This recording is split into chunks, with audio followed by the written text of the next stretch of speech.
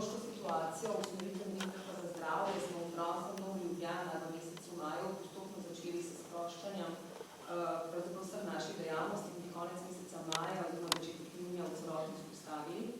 Še vedno v vzporedbi imamo vstopno točko za jemanje brisov, COVID ambulanto za preglede bolnikov, ki so sumljivi ali potrjeno kužni, tako v splošnem zdravstvu, pediatriji, kot tudi v zobozdravstvu. Danes obravnava bolnikov na primarnem nivoju. V zdravstvenem domu Ljubljana poteka nekoliko drugače, kot smo bili vajeni pred epidemijo novega koronavirusa.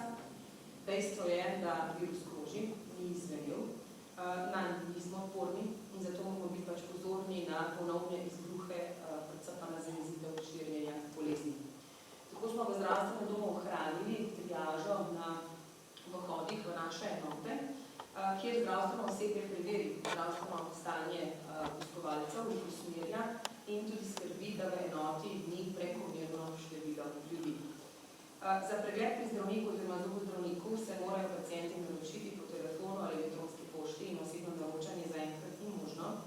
In obravnava bolnikov, ki imajo negativno epidemiološko anamnezo in imajo znakov okužbe dihal, poteka v ambulantah pri osebnih zdravnikih.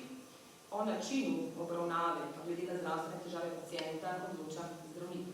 Tako da lahko poteka obravnava v ambulanti s kliničnim pregledom pacientov, lahko pa tudi preko telefonskega posveta ali posveta preko drugih telekomunikacijskih sredstev, kolikor seveda zdravnik presodi, da je tak način obravnave pacienta izvedljiv. Bolniki, ki imajo pa znake okužbe dihal ali pozitivno epidemiološko anamnezo, so po telefonski triaži s strani osebnega zdravnika enako kot v času epidemije preusmerjeni na bris, na vstopno točko zdravljenja, ki jo imamo na Metelkovi oziroma po potrebi tudi v COVID ambulanto. Predvsem pa je z vidika preprečevanja okužbe še naprej važno upoštevanje številnih ukrepov. Tako pacienti imajo v zdravstvenem domu Ljubljana ves čas obravnave nameščeno zaščitno oziroma kirurško masko. Zdravstveno osebje uporablja predpisano osebno varovalno opremo, ki pa se prilagaja tveganju potencialne okužbe glede na postopke, ki se izvajajo. Poudarek je tudi, da je po prostorih zdravstvenega doma Ljubljana potrebno vzdrževati osebno varnostno razdaljo, 1,5 metra oziroma 2 metra. Poudarek je na higieni rok, na razkuževanju rok, na nedotikanju predela obraza s potencialno možnostjo vnosa okužbe v telo, virusa v telo, na razkuževanju površin, na prezračevanju prostorov, se pravi, nekje sledimo usmeritev Nacionalnega inštituta za javno zdravje.